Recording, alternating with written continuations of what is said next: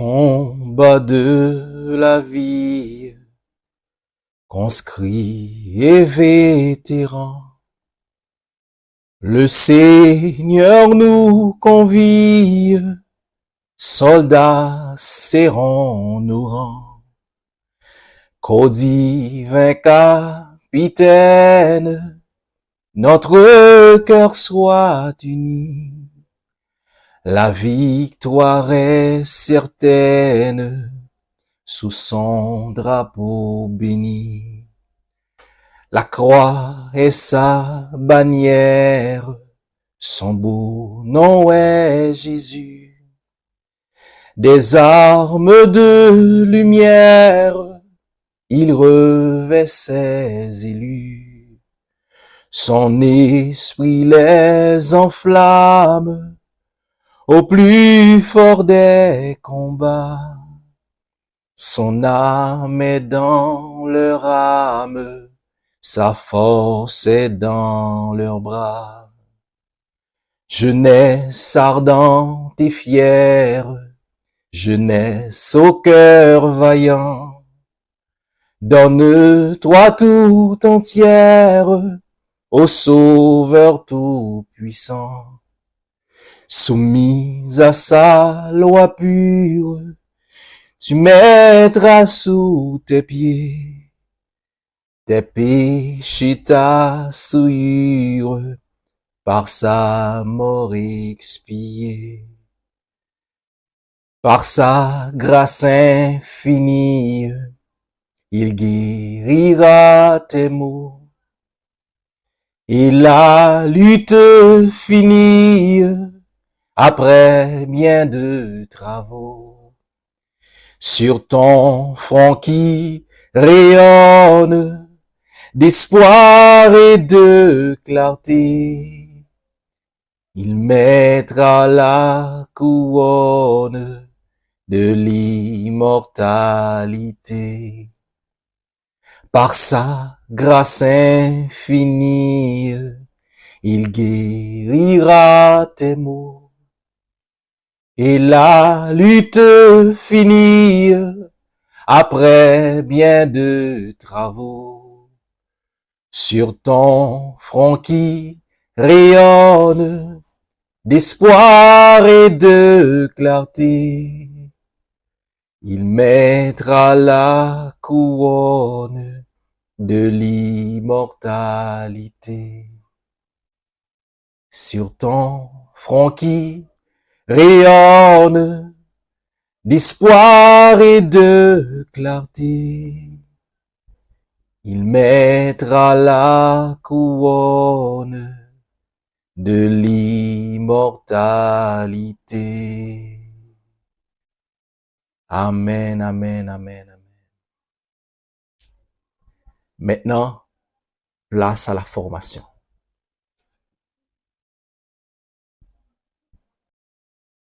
Salut à toutes et à tous. Mon nom est Jean-Ralph Pardovani.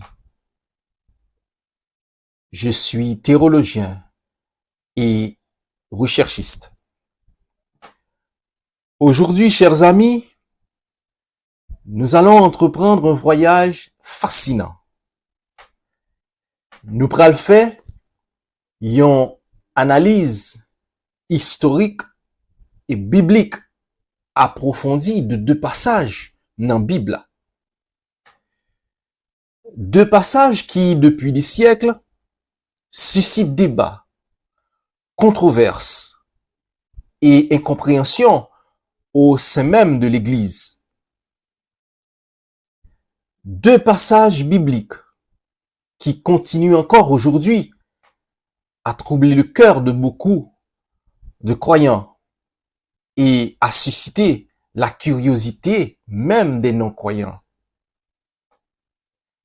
Il s'agit de 1 Corinthiens chapitre 14, les versets 34 et 35, qui dit, je cite, que les femmes se taisent dans les assemblées, car il ne leur est pas permis d'y parler, mais qu'elles soient soumises, selon que le dit aussi la loi, si elles veulent s'instruire sur quelque chose, qu'elles interrogent leur mari à la maison, car il est malséant à une femme de parler dans l'église.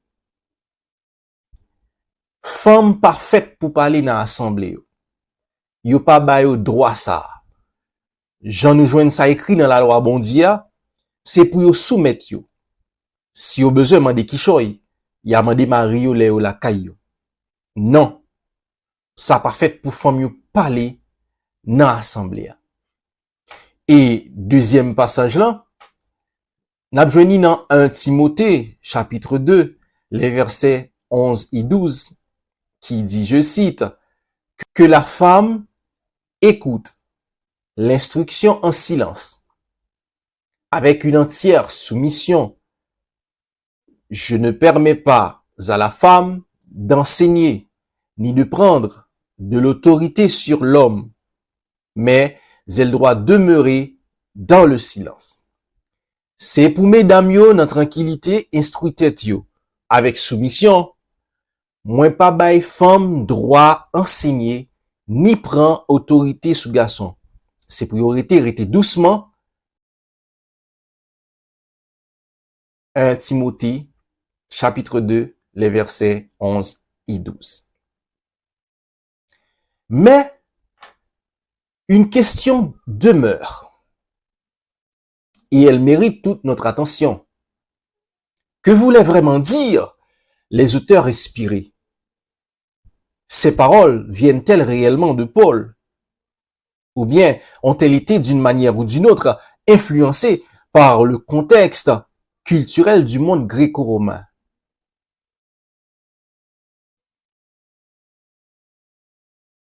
Est-ce que femme pas qu'à prêcher l'église? Ou bien est-ce que femme qu'à prêcher l'église?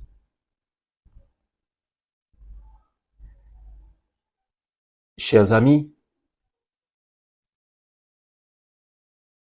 bienvenue sur Théologique, le channel du savoir et de la connaissance, le channel de la logique et de la critique.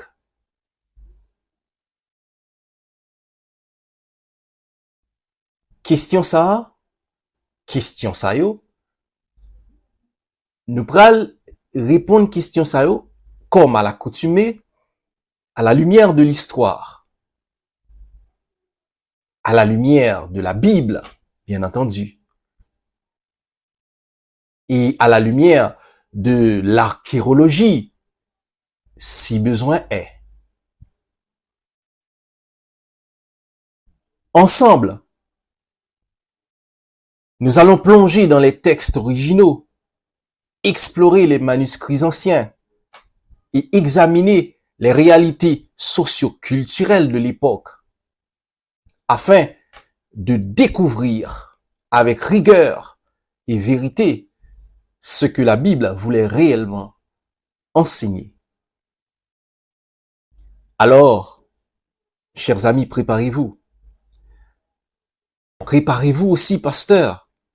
Préparez-vous, homme de Dieu.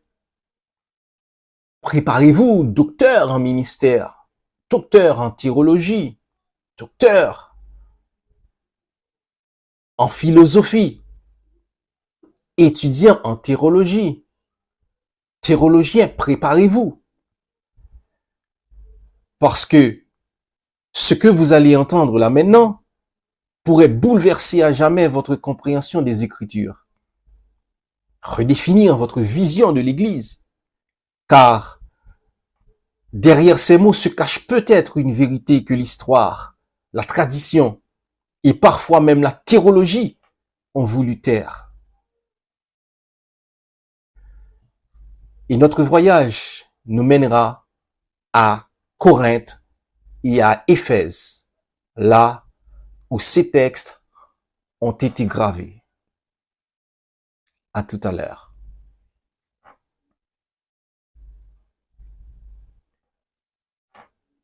Corinthe au 1er siècle, était une ville gréco-romaine, cosmopolite, reconstruite par Jules César vers l'an 44 avant Jésus-Christ, devenue capitale de la province romaine d'Achaïe. C'était une ville qui était riche et très libertine, pleine de temples, de marchands et d'esclaves. Population corinthienne est composée de Grecs, de Romains, de Juifs, de Syriens et d'Égyptiens.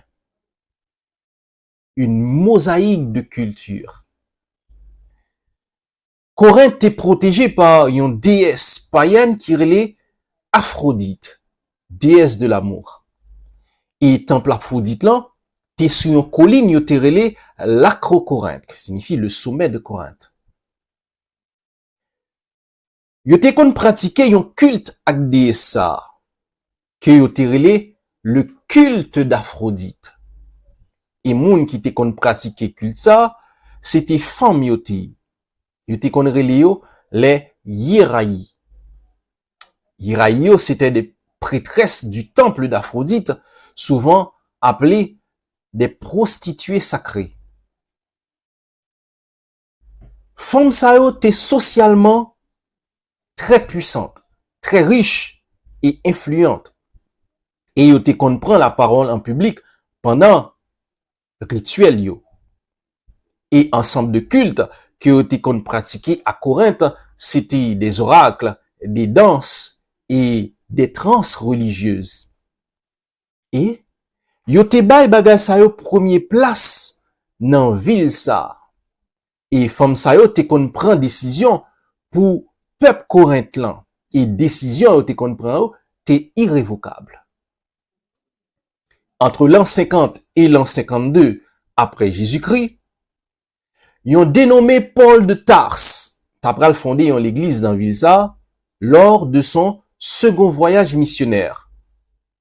Actes des Apôtres, chapitre 18, les versets 1 à 18.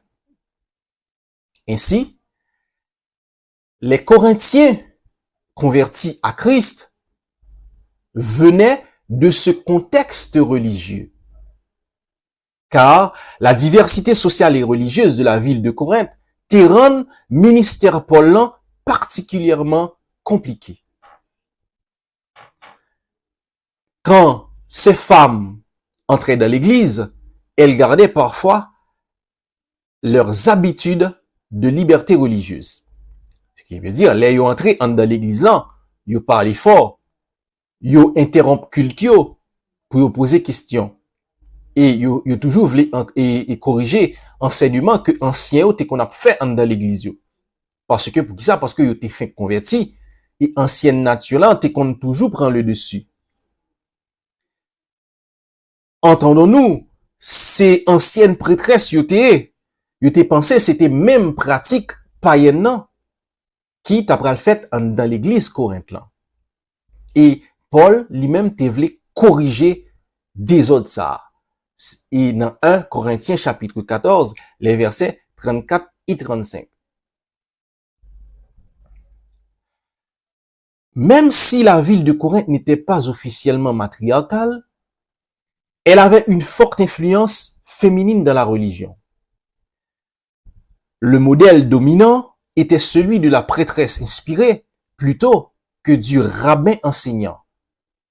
Et Paul te voulait recentrer le rôle spirituel de l'Église selon l'ordre biblique, à savoir pas de domination des femmes sur les hommes, pas de confusion entre inspiration et désordre, mais égalité spirituelle dans l'ordre et la paix.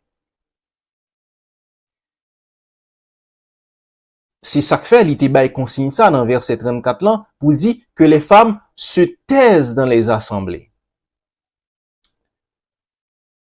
Et ce n'était pas une interdiction universelle, mais une régulation culturelle et disciplinaire, afin que les femmes qui étaient d'anciennes prêtresses ne reproduisent pas le carreau des temples païens à la déesse Aphrodite.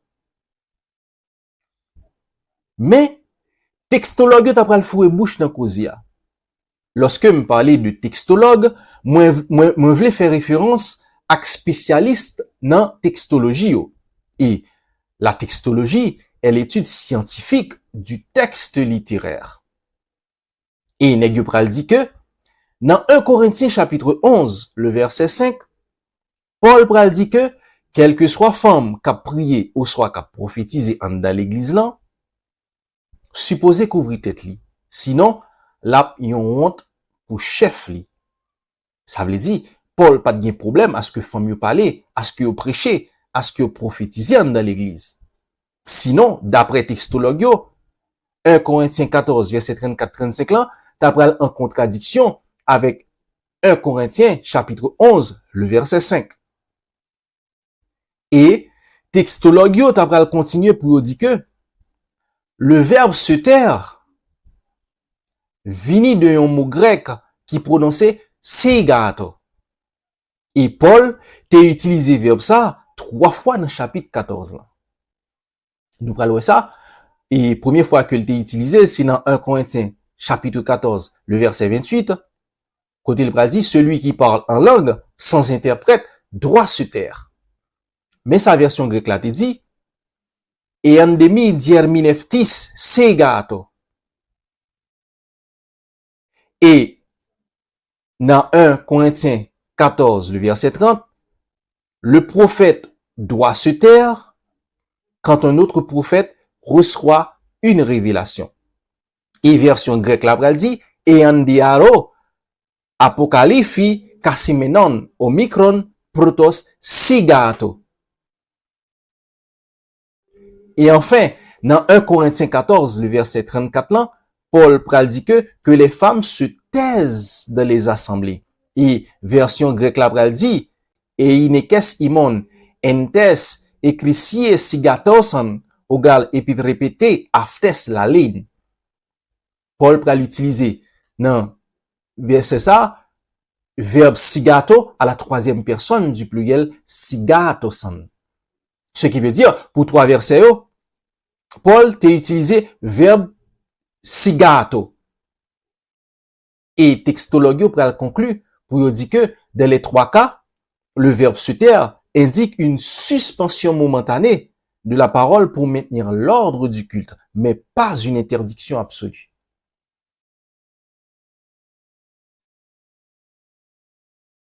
Spécialiste études bibliques, t'as pral entrer tout dans causia. Parce que d'après eux-mêmes, verset ça yo te bay en pile problème.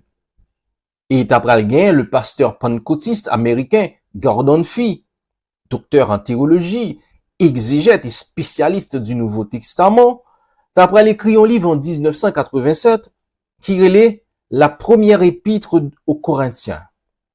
Et dans chapitre 14 dans le livre ça, qui t'est parlé sous la prophétie et les langues dans l'assemblée réunie, Dr. Gordon pral dit que versets 34-35 là sont interpolations que liées.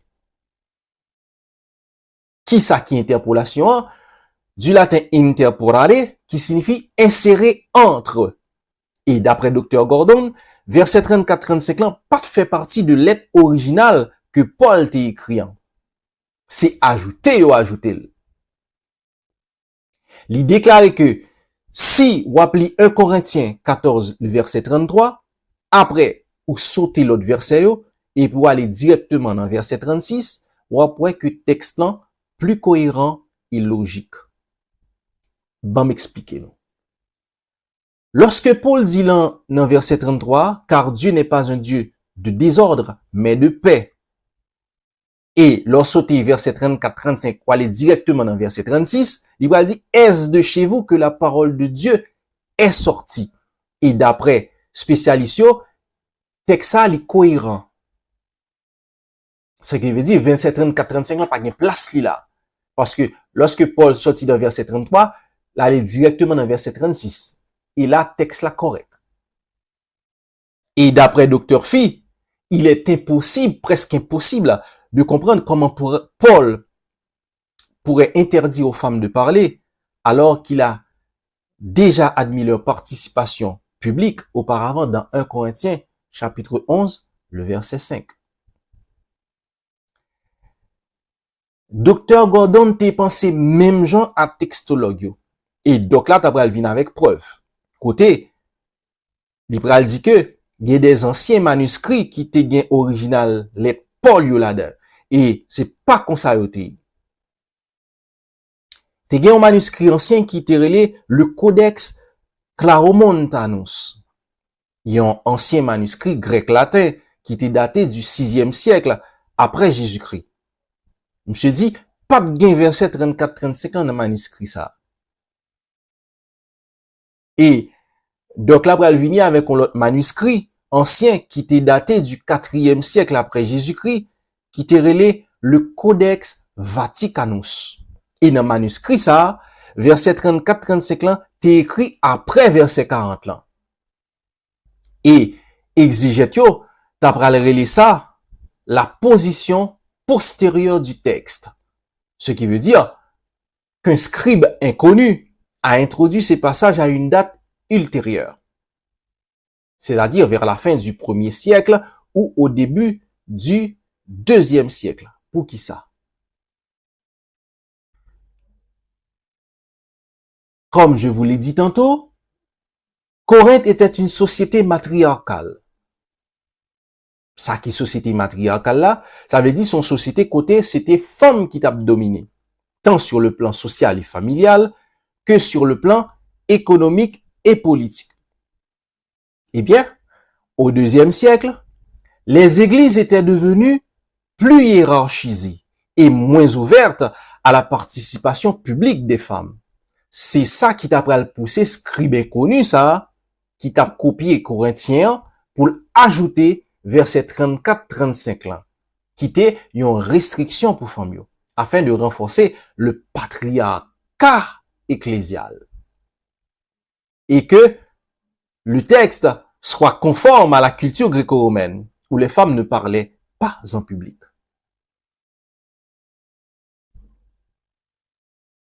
Maintenant, mes amis, nous comprenons, premier passage là, côté que Paul pas interdit pour femme pas de parler, mais il t'a corrigé un désordre qui t'a fait dans l'église Corinthe là. Un désordre qui t'a fait dans le culte, dans le service. Maintenant, dans le deuxième passage là, côté Paul pral écrit Timothée qui était trouvé dans une ville qui relait Éphèse, pour dire que la femme écoute l'instruction en silence, avec une entière soumission. Je ne permets pas à la femme d'enseigner ni de prendre de l'autorité sur l'homme, mais elle doit demeurer dans le silence. 1 Timothée chapitre 2, les versets 11 et 12. Éphèse, mes amis, était la première ville d'Asie mineure, une des plus grandes métropoles du monde romain. C'était un centre religieux majeur consacré à Artémis, la déesse mère protectrice de la fertilité des femmes. L'un des 7 merveilles du monde antique. Artémis était vénérée comme la déesse mère, souvent au-dessus de tout dieu mâle. Le clergé du temple était dirigé en grande partie par des femmes, des prêtresses de haut rang. Et la culture d'Éphèse était donc fortement gynocentrique. Ça veut dire son culture qui était centrée sur la femme divine et l'autorité féminine spirituelle. Le temple d'Artémis projetait un modèle de domination féminine religieuse. C'était femmes qui étaient qu'on dirigeait culte yo, garçons étaient qu'on servi eux-mêmes, et les prêtresses étaient vénérées comme des intermédiaires divines. Ça veut dire société éphésienne, c'est une société matriarcale et tout. Et dans le 3e voyage missionnaire que Paul t'a fait à Éphèse, il t'a fondé l'église là entre l'an 53 et l'an 56 après Jésus-Christ. Ça, Paul t'a fait. Paul t'a prendre 12 disciples Jean-Baptiste, il t'a baptisé.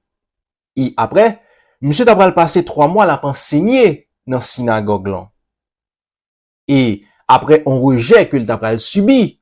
Monsieur t'a table l'école, dans l'école Tyrannus là, côté il t'a enseigné chaque jour pendant 2 ans. Actes des Apôtres, chapitre 19, les versets 1 à 10. Te gen an pile femme qui t'est converti. Et femme ça c'était ancienne prêtresse déesse Artémis qui était. Eh bien, ça a te prend plaisir au fait.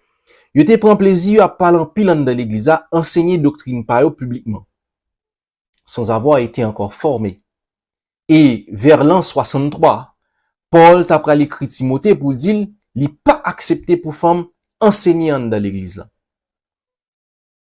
Paul ne parlait pas de toutes les femmes chrétiennes, mais vise certaines femmes influencées par les mythes païens. 1 Timothée chapitre 1er, le verset 4, et 1 Timothée chapitre 4, le verset 7. Paul dit yo pour yo apprendre en silence. 1 Timothée 2, 11. Mais ce n'était pas une interdiction spirituelle, mais un ordre pédagogique.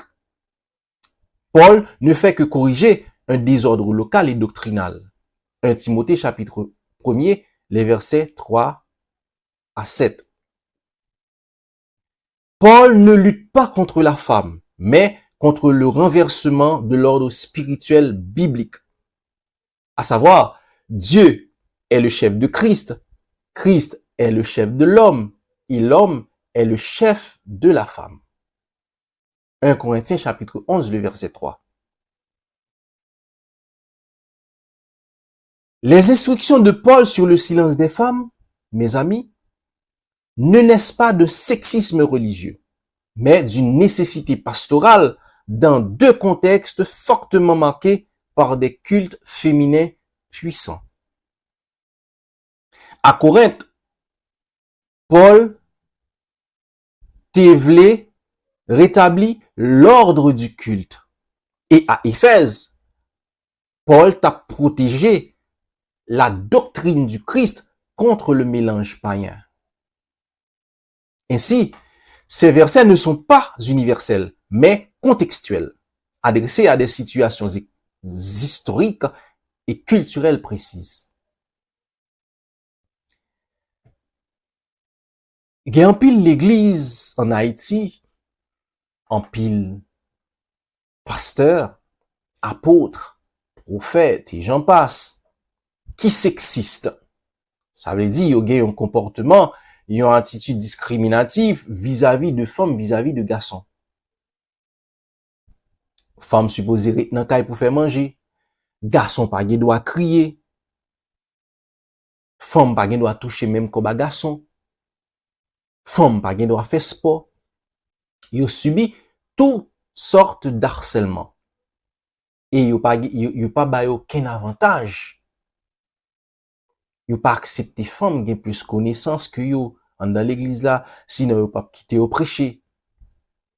Yo pas ba yo gros rôle jouer dans l'église yo. Moi t'attendais un leader évangélique qui t'a dit ouvertement sur YouTube que femme pas qu'à apôtre, que femme pas qu'à évêque, femme pas qu'à prophète. Eh bien, mes amis, je pense que c'est une erreur d'interprétation biblique qui fait leader capable de dire ça. Messieurs, désolé, parce que dans ce moment-là, le m'a regardé, moi, femme yo gen plus connaissance que nous. Les m'a tandi femme yo qui prêcher l'évangile sur réseau yo, dans l'église yo, femme qui prêcher l'évangile, qui fait une analyse biblique. Franchement, messieurs, femme yo meilleure prédicatrice que nous-mêmes, garçons qui prédicateurs, qui prêché dans un moment sur réseau yo et dans l'église yo. Nous pas besoin on dit ça, messieurs. Femme yo dans moment là, puis bien camper, passez nous. Lorsque il a fait une analyse biblique, lorsque il a prêché,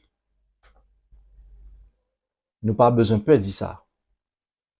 Et puis, il y a un pile femme dans l'Ancien, dans le Nouveau Testament, qui te compte prêcher et enseigner parole bon Dieu.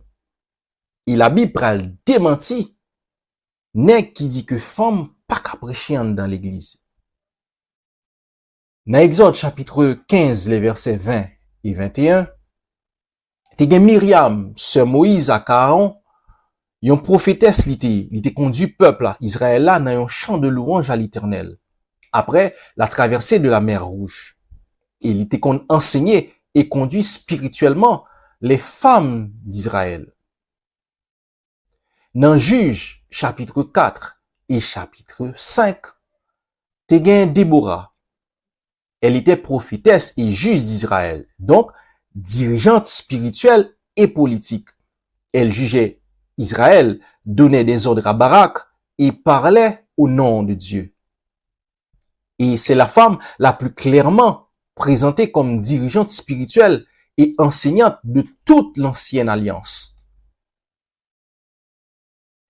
Dans 1 Samuel, chapitre 25, te gen Abigail, la femme de Nabal, qui t'a parlé à David, supplié pour ne pas tuer Marie. Et d'après théologiens, son discours à David a été prophétique et enseignant.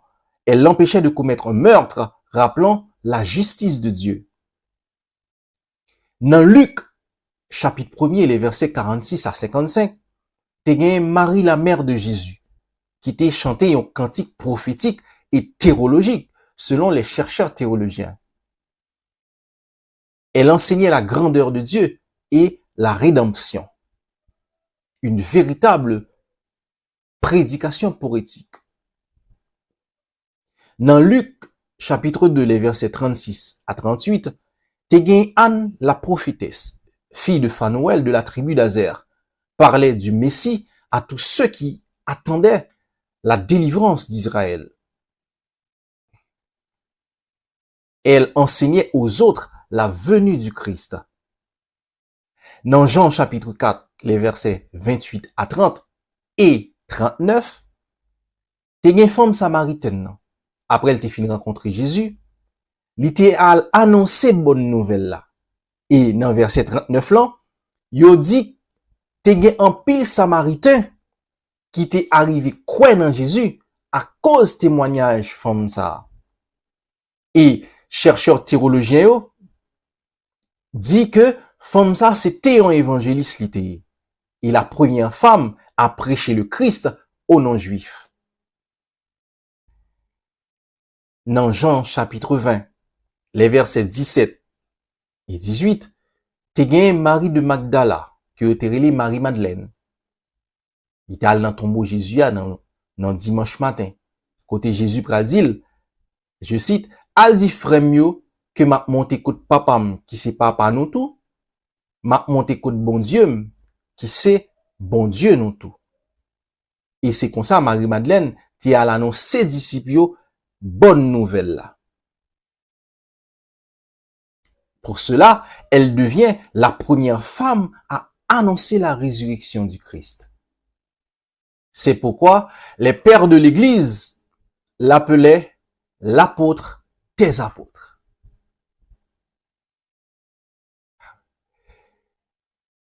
Dans les Actes des Apôtres, chapitre 18, les versets 24 et 25, et dans Romains, chapitre 16, les versets 3 à 5, te gen Prisca, ou bien Priscille, si vous voulez, madame yon juif qui te relé Aquila. Femme ça te kon aidé Paul dans ministère li. C'était une enseignante li. Selon les pères de l'Église, c'est une des premières femmes enseignantes et dirigeantes dans le christianisme primitif. Et il était responsable de l'Église pour Paul. Première l'Église à Éphèse, en l'an 55 après Jésus-Christ. On a ça dans 1 Corinthiens chapitre 16, le verset 19. Et deuxième l'Église, il était responsable pour Paul, là, c'était à Rome, en l'an 57 après Jésus-Christ. On a ça dans Romains chapitre 16, les versets 3 à 5. Et c'est lui-même qui était enseigné et instruit un certain Apollos, un prédicateur éloquent, pour lui expliquer exactement la voix de Dieu. Une femme.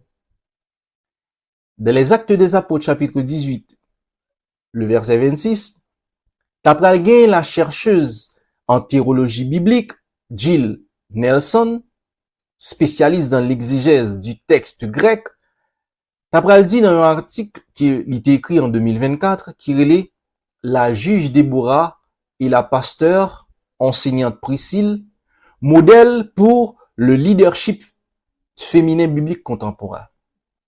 Et spécialiste après le qualifier Priscille comme une théologienne, une éducatrice, une missionnaire et un pasteur dans l'église primitive là.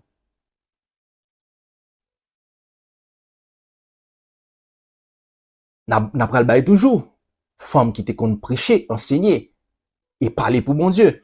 Dans Romains chapitre 16, les versets 1er et 2, t'as pral gen Phébé, porteuse de l'épître romain selon les théologiens, diaconesse de l'église de Sancré. Yon l'église qui était à Corinthe vers l'an 57 après Jésus-Christ. Paul t'a pral mette Phébé responsable de l'église ça. Et c'était un mécène, l'ité tout. Ça veut dire, c'était lui-même qui était qu'on aider l'église là financièrement. N'a bien ça dans Romains chapitre 16, le verset 2. Et d'après chercheurs yo, Paul pas parler de l'autre responsable. C'est ça que fait, ou après affirmer que Phébé représentait probablement la responsable principale de cette église locale.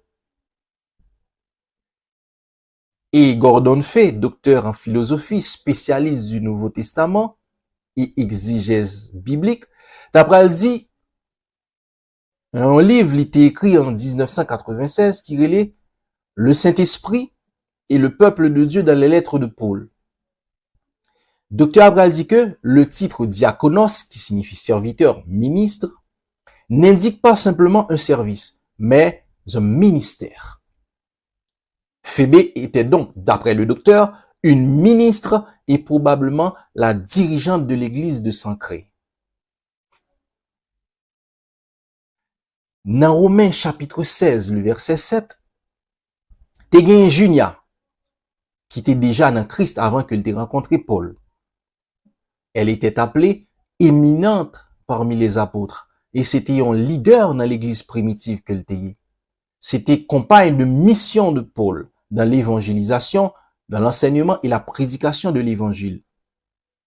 Pour nous citer, le docteur américain Greg Kinner, docteur en philosophie et spécialiste de l'histoire et de la culture du monde gréco-romain, dans un livre qu'il a écrit en 93 qui relait Commentaire biblique sur le Nouveau Testament, contexte historique et culturel. N'a pral bon femme toujours qui te kon prêcher, enseigner et parler pour bon Dieu.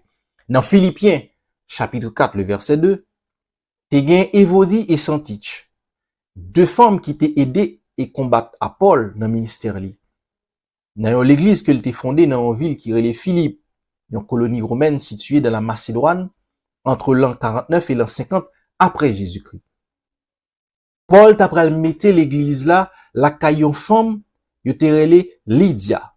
Lydia, c'est un marchand de toile de luxe qui t'est venu converti par la suite. Nous avons ça dans Actes des Apôtres, chapitre 16, les versets 14 et 15.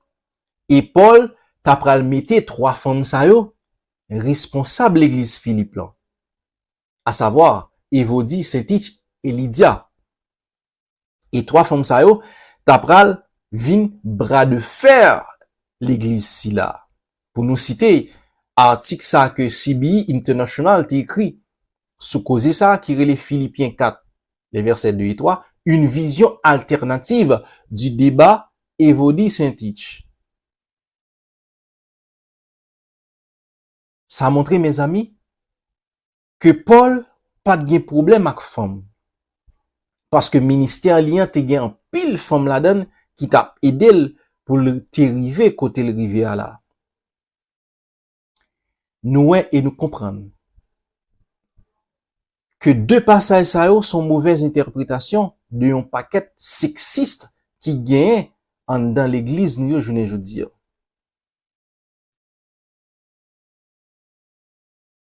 Femme qui fait partie du ministère la caille bon Dieu cap tandem là dans moment.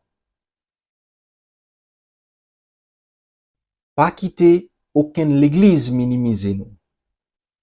Pas quitter aucun pasteur fait nous connaître que nous pas utile en rien. Pas quitter aucune l'église tout fait don que bon Dieu ba nous pour nous capable exercer dans le ministère la caille. Vous êtes des piliers de foi, des lumières dans l'ombre et des voix qui glorifient l'Église. Par courage nous, par sagesse nous, avec dévouement nous, vous incarnez le service véritable et le leadership spirituel.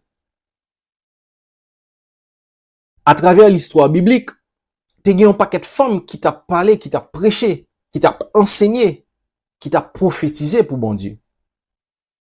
Anne, Déborah, Abigail, Marie la mère de Jésus, Marie-Madeleine, Priscille, Junia, Phébé, Évolie, Saint-Titch, pour nous citer ça seulement. Leur influence ne se mesure pas seulement par les titres ou les fonctions, mais par l'impact durable qu'elles laissent dans le cœur des croyants. Je dis encore, femmes qui dans le ministère nous continuent à inspirer l'église avec vision, avec compassion, avec engagement au porté dans le ministère. Présence femme dans le ministère, renforcer unité dans l'église là, encourager croissance spirituelle et montrer l'amour de Dieu dans l'action. Que chaque l'église reconnaisse et puis célébrer femme ça yo qui travaille dans le ministère la caille bon Dieu. Servante ça yo, apôtre ça yo. Que chaque l'église reconnaisse et célébrer prophétesse ça yo. Que chaque l'église reconnaisse et célébrer évangéliste ça yo. Docteur ça yo. Parce que à travers eux-mêmes, bon Dieu manifeste puissance li, sagesse li, ak grâce li. Femme qui dans le ministère la caille mon Dieu. Vous êtes les instruments de la grâce divine.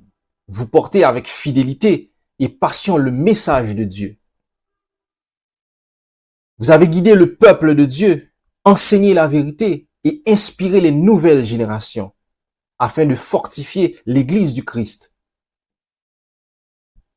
Grâce à nous-mêmes, femmes, qui dans le ministère la caille bon Dieu, l'Église de Jésus-Christ devient plus vivante, plus inclusive et plus transformée. Soyez fiers de vous. Chapeau. Chers amis, nous sommes arrivés au bout de notre périple. Mais souvenez-vous que ces textes ne sont pas seulement des mots gravés dans l'histoire. Ils résonnent encore dans nos vies, nos choix et dans nos églises. Chaque découverte, chaque question, chaque réflexion nous rapproche un peu plus de la compréhension de ce message intemporel. Que vous soyez croyant ou chercheur, que vous soyez simplement curieux ou passionné de vérité, laissez ces enseignements vous guider et vous inspirer à agir avec discernement, justice et amour. Et je veux rappeler à tout un chacun que l'Esprit Saint distribue les dons sans distinction de sexe. C'est mon Dieu même qui a parlé. Il dit que m'a vidé l'esprit sous tout le monde sous la terre, fille ou garçon. Il va parler tant que prophète. Il va une vision. M'a vidé l'esprit sous tout serviteur mieux, fille ou garçon. Il va un message qui sortit dans moi. Actes des Apôtres, chapitre 2, les versets 17 et 18. L'Esprit Saint de Dieu distribue les dons sans distinction de sexe. Sur ce, soyez toujours à l'écoute d'une autre capsule d'information et de formation sur Théologique. Que Dieu vous bénisse abondamment.